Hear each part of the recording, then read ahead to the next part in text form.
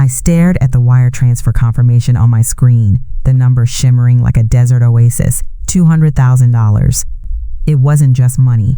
It was the sound of a perfectly executed closing argument, a vindication so sweet it was almost dizzying. But to understand how I got this check, we have to go back to the beginning.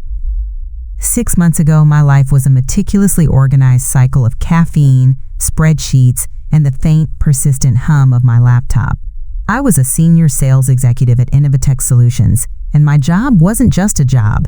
It was the entire architecture of my existence. My apartment was more of a charging station than a home, a place I visited for a few hours of sleep between late-night proposal drafts and 5 a.m. prep sessions for calls with clients in different time zones. I didn't just sell our company's complex enterprise software. I lived it. I knew every line of code, every integration point, every potential bug, and its workaround. I could recite case studies in my sleep and tailored every single demonstration, not just to a company, but to the specific team and the very person I was presenting to. My colleagues thought I was obsessed. They were right. While they were at happy hour, I was combing through a potential client's quarterly earnings reports, looking for a single sentence in the footnotes that I could leverage into a meeting. While they were taking long weekends, I was building custom demo environments, ensuring the user interface reflected a prospect's own branding, a small touch that often made the difference between a maybe and a yes. This dedication had made me the top performer at the company for 3 years running. My biggest target, the one I'd been cultivating for over a year, was Aperture Dynamics. They were the white whale of the tech world, a massive, notoriously difficult to crack conglomerate. Landing them wouldn't just be a career-making sale, it would fundamentally change our company's position in the market. I had spent hundreds of hours researching their internal structure, identifying the key decision makers, and learning the names of their children and their favorite sports teams. I'd found the lead engineer's technical blog and read every post, allowing me to speak his language, to understand his team's deep-seated frustrations with their current, antiquated system. It was a slow, painstaking siege, built on trust and expertise. My manager, Mark, had a corner office with a view of the city and a smile that never quite reached his eyes. He loved to call himself a, quote, player coach, someone who was in the trenches with us. In reality, he coached from the sidelines, and the only thing he played was office politics. He was a master of the subtle art of credit sponging, absorbing the successes of his team and presenting them as the result of his brilliant oversight. I remember the day I finally got the breakthrough with Aperture. After months of careful nurturing, their VP of Operations, a formidable woman named Sarah Jenkins, had finally agreed to a full-scale demonstration for their entire executive board. I walked into Mark's office, buzzing with an energy that could have powered the whole building. "I got it," I said, unable to keep the grin off my face. "Aperture. Jenkins just confirmed. We're presenting to their C-suite in 2 weeks." Mark leaned back in his leather chair, steepling his fingers. That practiced, placid smile spread across his face. "That's fantastic news," he said, his voice smooth as polished marble. "Just fantastic. See? I told you that our new strategic push would pay dividends. We're really starting to crack the enterprise market now." The use of "we" was a familiar pinprick. I had built this relationship from nothing, from cold calls and relentless follow-ups, while his strategic push had been a single, generic, department-wide email about thinking bigger. I think my custom-built demo environment for their engineering team is what really sealed it. I offered, trying to gently reclaim a piece of my victory. "Absolutely," he nodded, not missing a beat. "A brilliant execution of the strategy I laid out. That's what makes you so valuable to my team, your ability to implement my vision." He stood up and walked around his desk, placing a paternalistic hand on my shoulder. "Now, this is a big one, the biggest.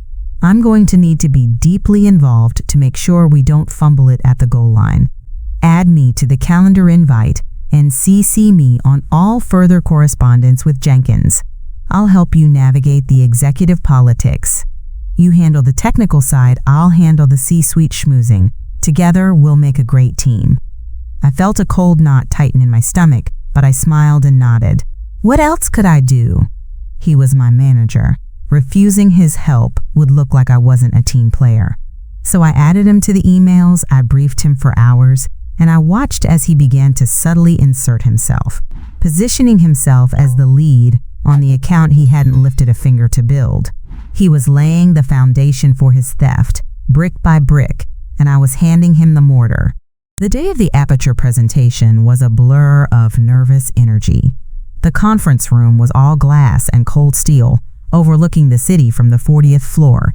The entire Aperture C-suite was there, a Mount Olympus of intimidatingly well-tailored suits, with Sarah Jenkins at the head of the long table. Mark sat beside me, radiating a smug calm, as if he'd already banked the win. I took a deep breath and began. For the next hour, I was flawless. I didn't just demonstrate the software, I told a story. I walked them through the custom environment I'd built, showing them their own logos, their own data workflows, their own pain points magically smoothed away by our solution.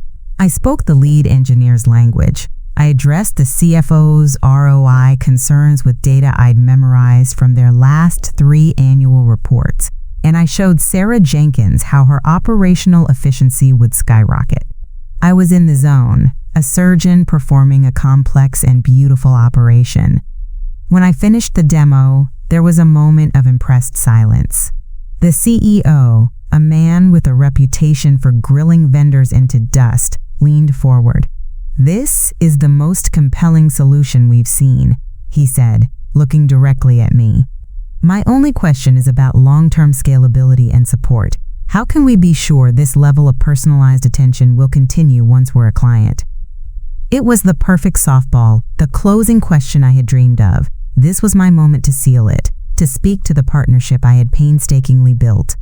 But before I could open my mouth, Mark placed a hand on my arm, a gesture that looked supportive to them but felt like a clamp to me. "An excellent and crucial question, David," Mark said, standing up and commanding the room's attention. He moved to the head of the table, effectively putting himself between me and the executives. "And that speaks to the core of my strategic vision for our key partners. What my top technical expert here has demonstrated," he gestured to me dismissively as if I were the AV tech, "is the what. I'm here to talk about the how. How we as a company, from the top down, will be your dedicated partners in innovation." He launched into a 5-minute monologue of pure, unadulterated corporate fluff.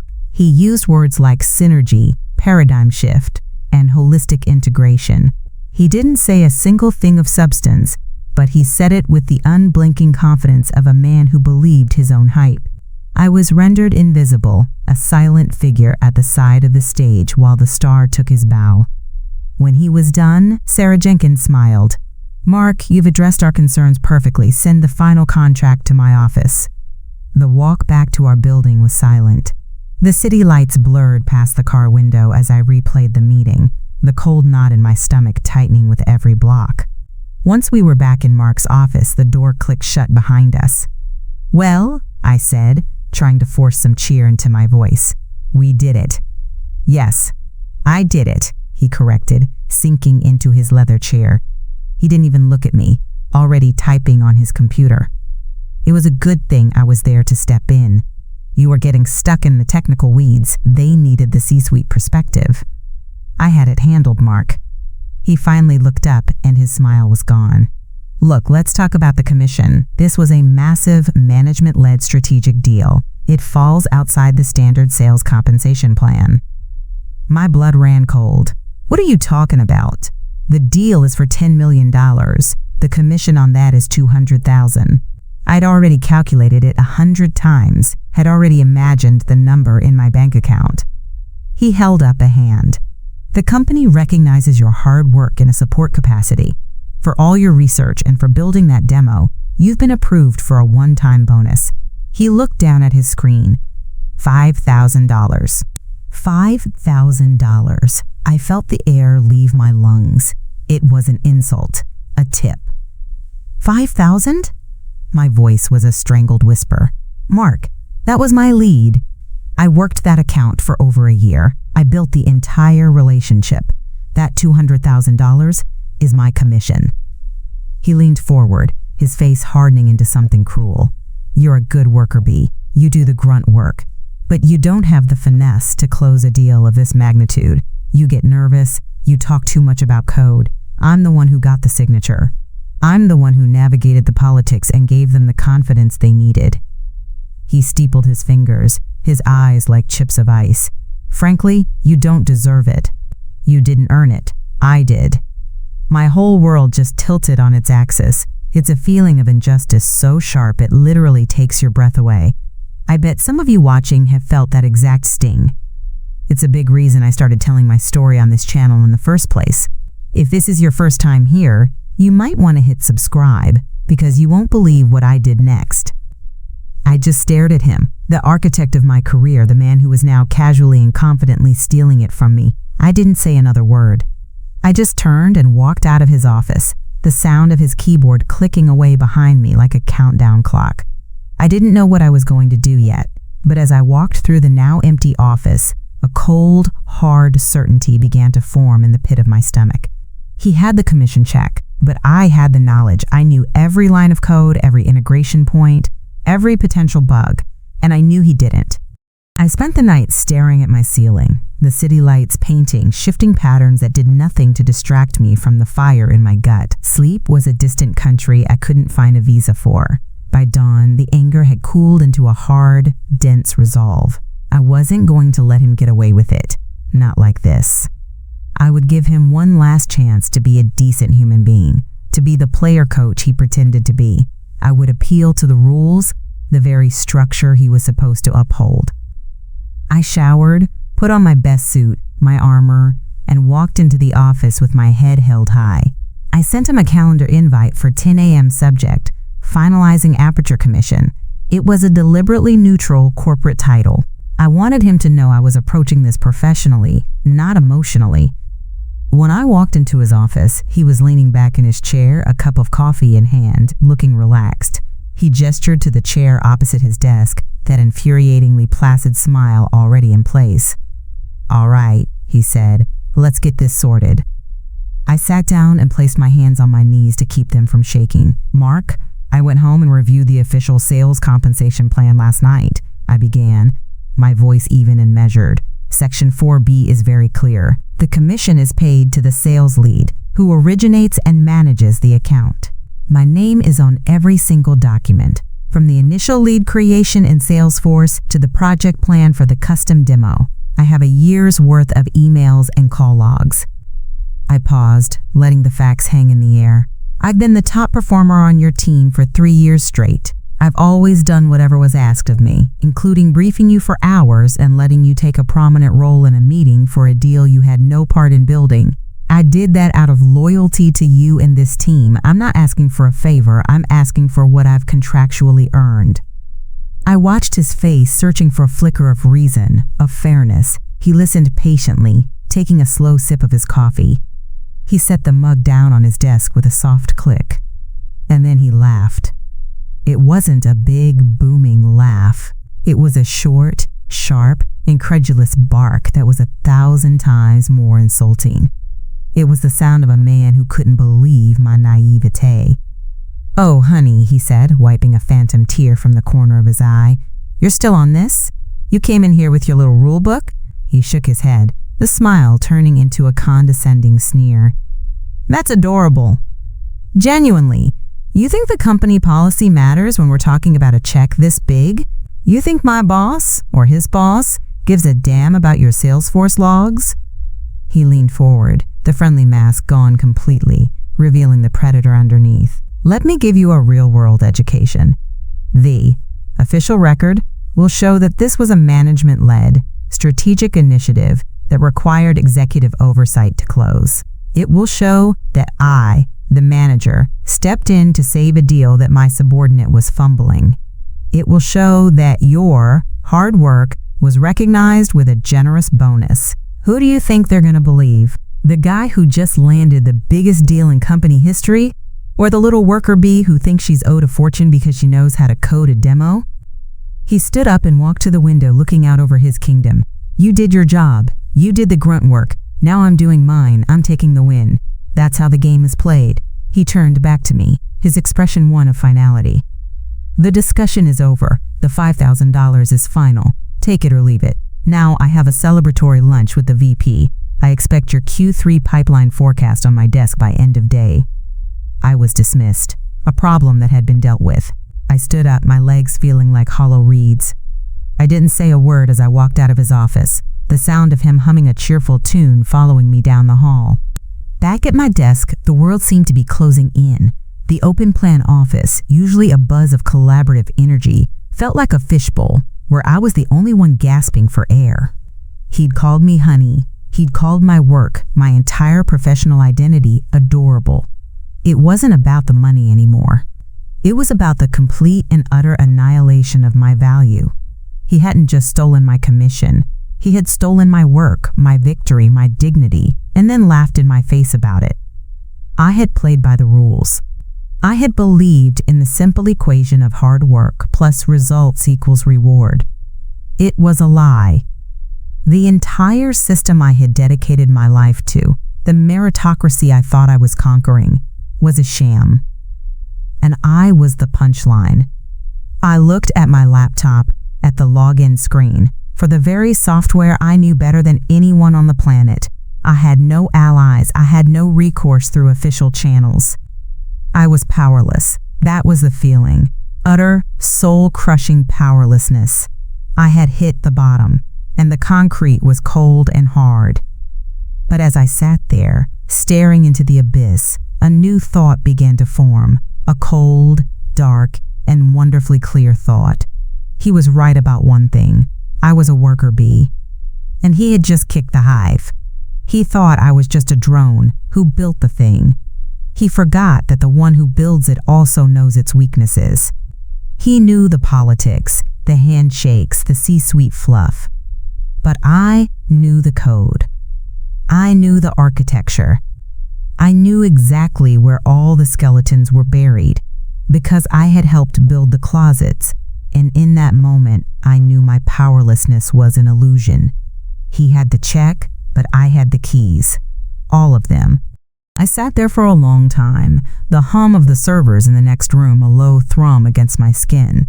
Powerless. The word echoed in the hollow space Mark had carved out inside me. He was right. I was a worker bee, and I had just been swatted away from the honey. My meticulous work, my year-long siege, my perfect demo, it was all just grunt work.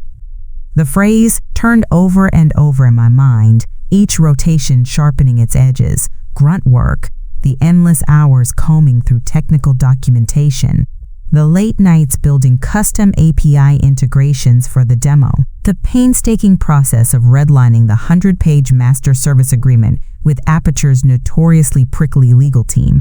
Mark wouldn't have touched that with a 10-foot pole. He'd glanced at the signature page and the total contract value, and that was it. The rest of it, the dense forest of legalese and technical specifications, was my domain. It was the grunt work. A thought, small and sharp as a shard of glass, pierced through the fog of my despair. If he was so dismissive of the details, what might he have missed? My fingers, moving on their own accord, flew across the keyboard. I wasn't looking for an email or a call log.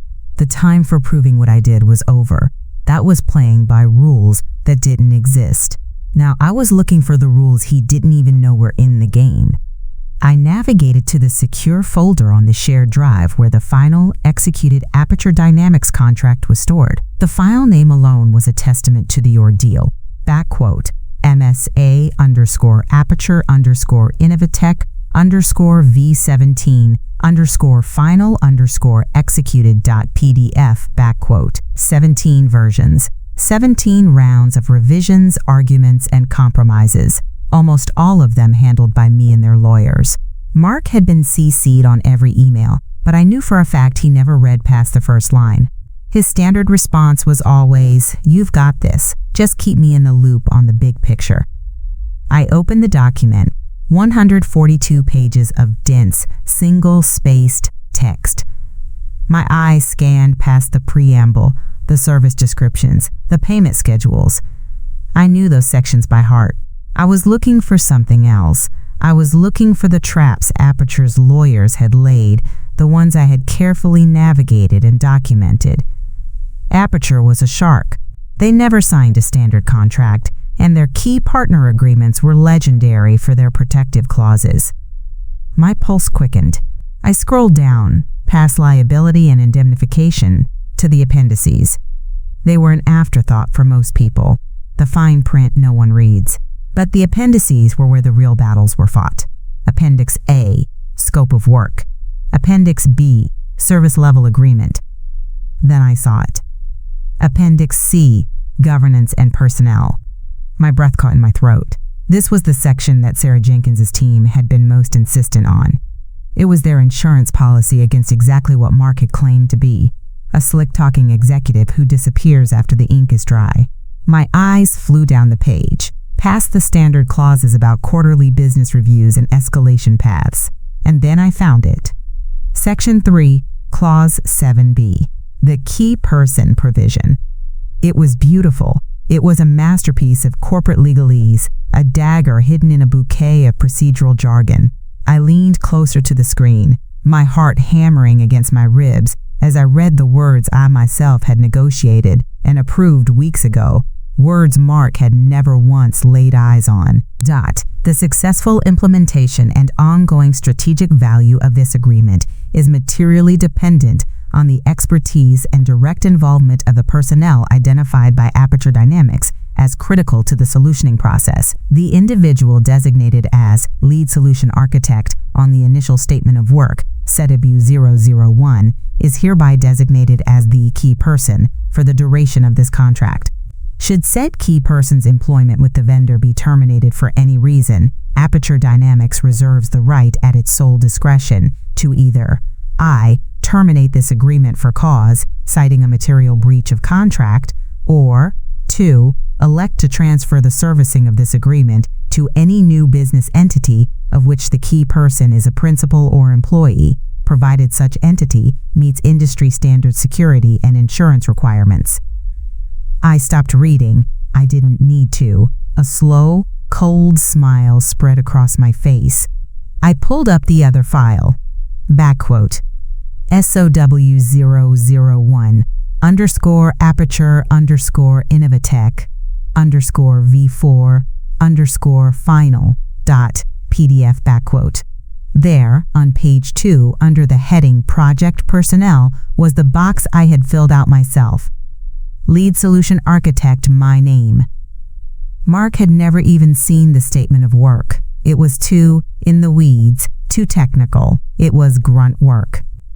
I leaned back in my chair, the leather creaking in the silent office. The feeling of powerlessness was gone, burned away by a clean, white-hot certainty. He hadn't just stolen my commission. He had handed me the entire $10 million deal, gift-wrapped in a contract he was too arrogant to read. He thought he had the check. He didn't understand. I was the check, and I was about to cash it. The first thing I did was close the contract documents. Then I took a long, slow breath. The rage and despair were gone, replaced by something that felt like ice in my veins. It was the same hyper-focused calm I felt in the final moments before a major presentation, when all the hundreds of hours of preparation coalesced into a single, perfect point of execution. I was no longer a victim, I was a strategist. My first move was malicious compliance. He wanted the Q3 pipeline forecast. He would get the most detailed, meticulously researched forecast he had ever seen. I spent the next hour cross-referencing market trends, analyzing our current deal flow velocity, and building a predictive model that was probably more accurate than anything our own finance department could produce. It was grunt work. It was also a masterpiece. I attached the file to an email. Subject: Q3 Pipeline Forecast. Hi, Mark. As requested, please find the Q3 forecast attached. Let me know if you have any questions. Best. My name. No emotion, no fight, just the quiet, efficient hum of a good worker bee. I hit send. His guard would not just be down, it would be non-existent. He had won. I was broken. The narrative was set. Then my real work began. That night, my apartment was no longer a charging station. It was a command center. I didn't turn on the television. I didn't pour a glass of wine. I opened a fresh spreadsheet. The first tab was labeled Operation Keystone, a keystone, the central stone at the apex of an arch, holding the whole structure together. The part you couldn't remove without total collapse. It felt right. My first expense entry was for $2.500, a retainer for a corporate lawyer I found through a university alumni network. On a recorded video call at 10 p.m., a sharp-eyed woman named Maria walked me through the process. We would file for a single-member LLC. We would secure the necessary liability and errors and omissions insurance, a key requirement listed in Appendix C. We would open a business bank account. It would be clean, fast, and airtight. So just to be clear, Maria said, peering at me through her screen, you have a contract that explicitly allows a multi-million-dollar client to transfer their business to you personally if you leave your current employer. To my new business entity, provided it meets the requirements, yes, I confirmed. She let out a low whistle. I've been doing this for 15 years, and that is the most beautiful thing I have ever heard. Whoever negotiated that for the client deserves a medal. She was very insistent, I said, a small smile playing on my lips. For the next 2 days, I lived a double life. From 9 to 5, I was the ghost of my former self. I sat in meetings, taking quiet notes. I answered emails with curt, professional replies. I saw the pitying glances from my colleagues. They'd heard the rumors. I'd been sidelined on the biggest deal of my career. I was the cautionary tale, the one who flew too close to the sun. I let them think it. Their pity was my camouflage. But at night, I was a founder. I bought the domain name KeystonesG.com, Keystone Solutions Group. I designed a simple, elegant logo. I wrote the copy for the future website, defining my new company's mission, to provide the foundational, architectural expertise that turns complex software into strategic assets. I prepared my resignation letter, 2 simple, devastating sentences.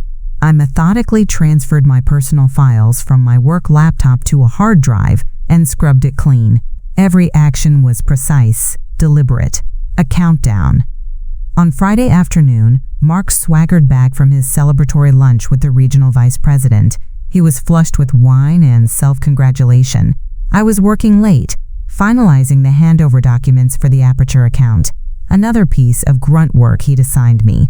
He stopped by my desk, leaning against the partition, radiating smugness. "Still at it, huh?" he said, his voice oozing a patronizing warmth, burning the midnight oil. "I appreciate the dedication, even after our little disagreement." I didn't look up from my screen. "Just want to make sure the transition is smooth," I said, my voice flat. He chuckled, a low, satisfied sound. "That's the spirit. See? This is a learning experience. You do good work, the grunt work, and you get recognized for it. That $5,000 bonus should be in your next paycheck. A little something to show there are no hard feelings." He was gloating, giving the knife one last gentle twist. He wanted to see me acknowledge his magnanimity, to thank him for the scraps from the table he had stolen from me. I slowly stopped typing. I leaned back in my chair and finally looked up at him. I didn't say thank you. I didn't argue. I didn't show any of the fire or pain he'd seen in his office just days before. I just looked at him, held his gaze, and gave him a small, quiet, serene smile. He blinked, a flicker of confusion in his eyes. He had expected gratitude, or maybe sullen resentment. He didn't know what to make of this placid acceptance. He interpreted it as defeat. "Right well," he said, pushing himself off the partition. "Keep up the good work." He walked away toward his corner office, the victor striding off the battlefield. He didn't know that my smile wasn't one of surrender. It was the smile of a demolitions expert who has just set the final charge and is holding the detonator in her hand. Monday morning arrived, crisp and bright. For the first time in years, I hadn't spent my Sunday dreading it. I walked into the Innovatech office at exactly 9 a.m., my resignation letter in a plain white envelope in my hand. The 2 days of quiet, focused preparation had sharpened my resolve into a diamond edge. There was no anger left, only purpose. Mark was on a call, laughing loudly, his feet up on his desk. He waved me into his office with a grand, magnanimous gesture, as if granting an audience. He finished his call with a booming, "You got it! Talk soon!" and swiveled his leather chair to face me, the king on his throne. "What can I do for you?" he asked, his smile wide and confident. I placed the envelope on the polished surface of his desk. "This is my 2 weeks' notice," I said. My voice was even, betraying nothing. He picked it up, a flash of surprise followed by a slow, condescending smirk. He didn't even open it. He just tossed it onto a stack of papers. "Well, I can't say I'm shocked," he said, leaning back. "Things got a little emotional last week, probably for the best. A fresh start for everyone." He was magnanimous in my defeat. "Don't worry, HR will process everything. We'll mail you your final check, including that bonus." "Thank you, Mark," I said, my voice still a placid lake. I didn't move to leave. I just stood there, waiting. He frowned, his rhythm thrown off by my stillness. Was there something else? As if on cue, his computer chimed with a new email notification. His eyes flickered to the screen.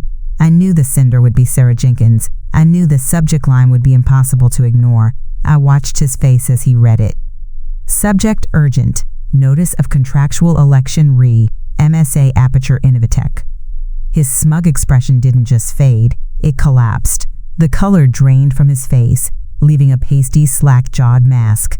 His eyes darted from the screen to me and back again, the confident swagger of a moment ago replaced by a frantic animal confusion. "What is this?" he whispered, his voice suddenly thin and reedy. "What the hell is this?" He clicked open the email, his hand trembling slightly on the mouse. He began to read aloud, his voice a strangled murmur.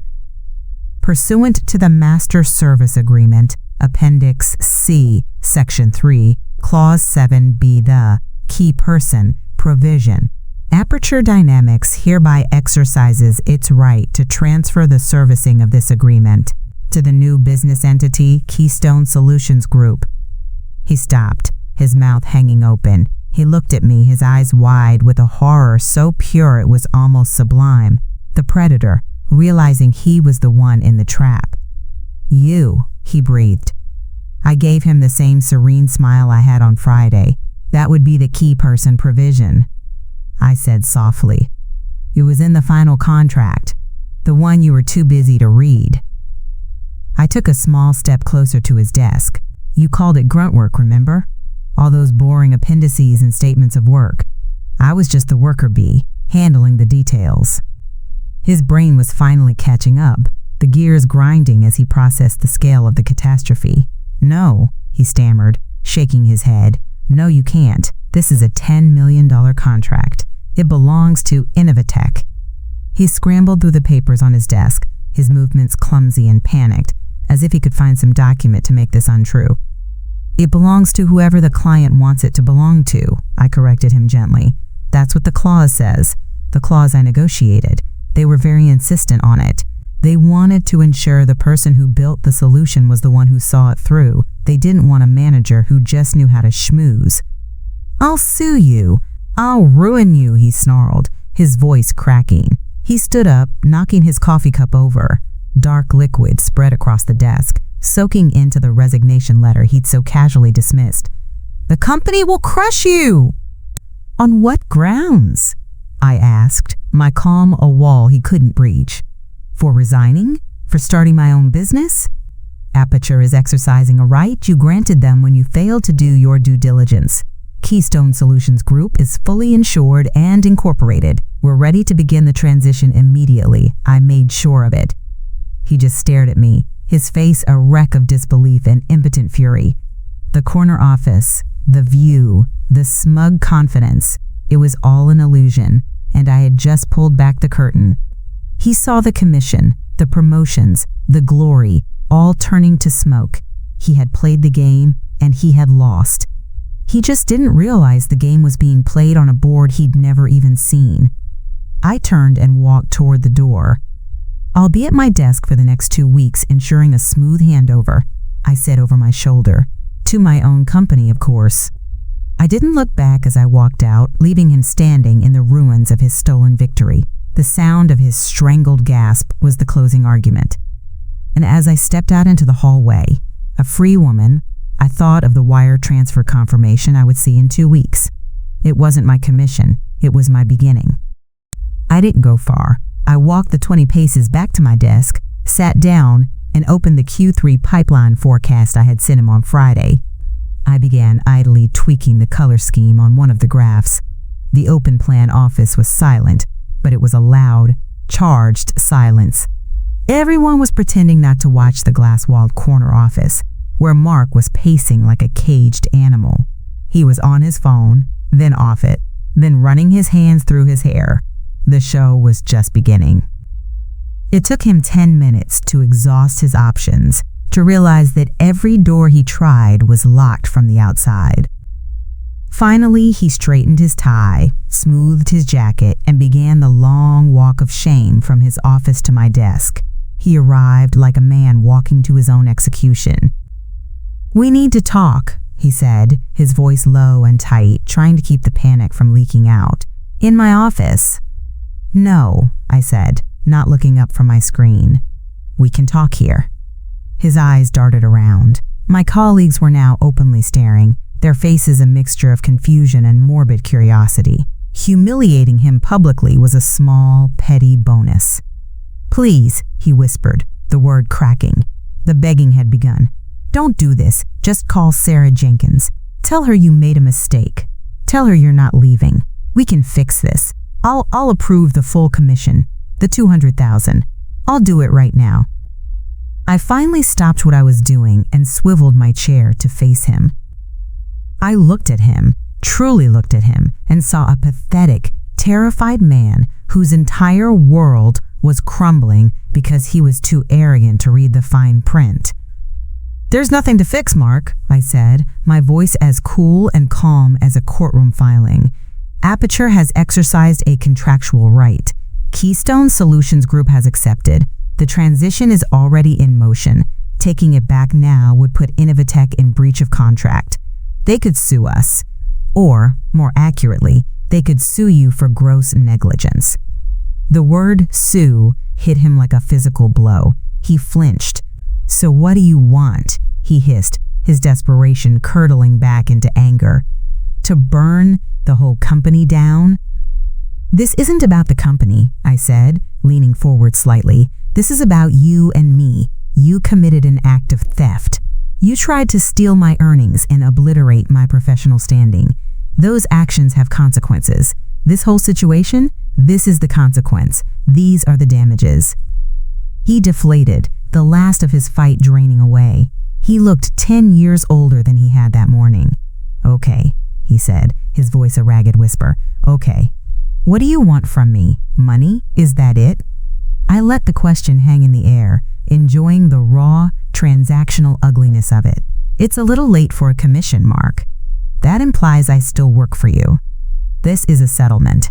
A severance package, if you will, to compensate for the hostile work environment and the attempted theft of my compensation, and to avoid a very messy and public wrongful termination lawsuit."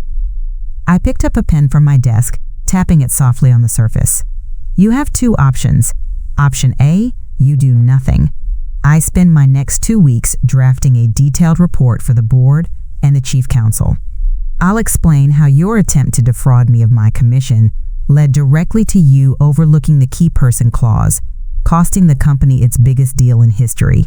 I'll be deposed in the inevitable shareholder lawsuit. You'll be fired for cause, and you'll never work in this industry again." I paused, letting that sink in.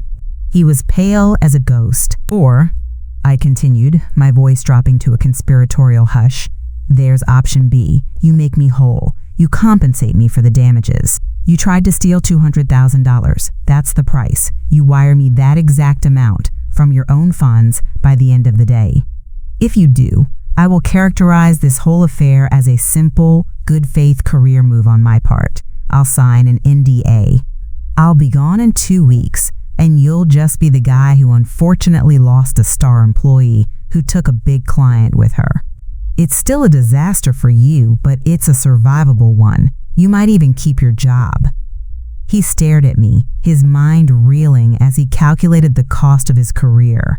The price had gone up, not in dollars, but in significance. It was no longer a commission I had earned. It was the ransom for his professional life. "The judge has ruled, Mark," I said softly, ending the negotiation. "Pay the settlement, or the execution proceeds. You have until 5 page M." I turned back to my monitor, dismissing him completely. I heard him stand there for a moment, a statue of impotent rage and despair. Then I heard his footsteps, slow and defeated, shuffling back toward his corner office to liquidate his stolen future. I didn't have to wait until 5 page M. At 4:47, a notification lit up my phone. It was from my bank. A wire transfer had been received. I tapped it open and stared at the number shimmering on my screen, a perfect, beautiful echo of the dream I'd had weeks ago.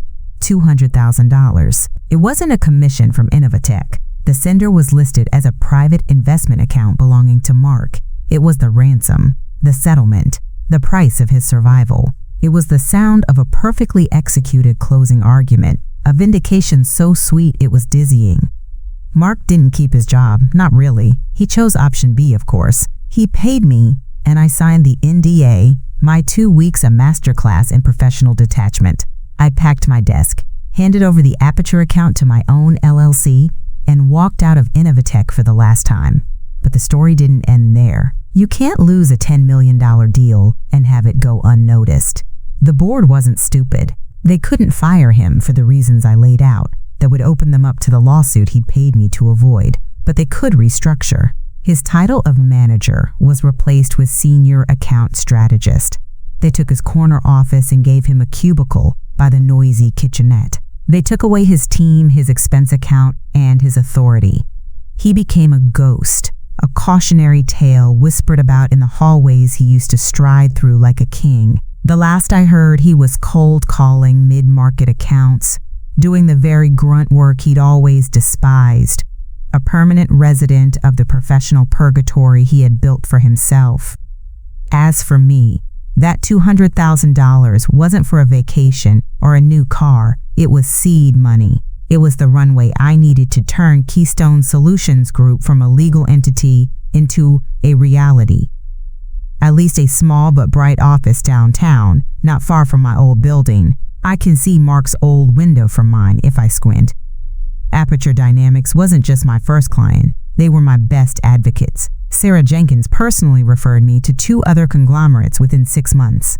It turns out, executives love working with a firm where the founder is also the lead architect, the person who knows the code and can talk strategy in the same breath. They love knowing that the person selling them the solution is the one who will see it through. My life is still a cycle of caffeine and hard work, but the hum of the laptop is different now. It's the sound of my own business growing. My apartment is finally a home, because I'm not just using it to recharge for a job that drains me. I'm building something. I have a small team now, brilliant people I hired because they love the grunt work as much as I do. The details, the code, the architecture. Our company's first and only rule is that credit always goes to the person who did the work. I took a moment of complete powerlessness and used the very skills my boss had mocked to dismantle his career and build my own. He thought the game was played in the C-suite, with handshakes and empty promises. He never understood that true, lasting power comes from the foundation. It comes from knowing how things are built, which means you also know exactly how to take them apart. This was my story of turning the tables, of cashing a check that was about so much more than the money. It was about my value. And if you enjoy stories about getting what you've earned and seeing bullies get exactly what they deserve, you might want to subscribe, because I'm just getting started.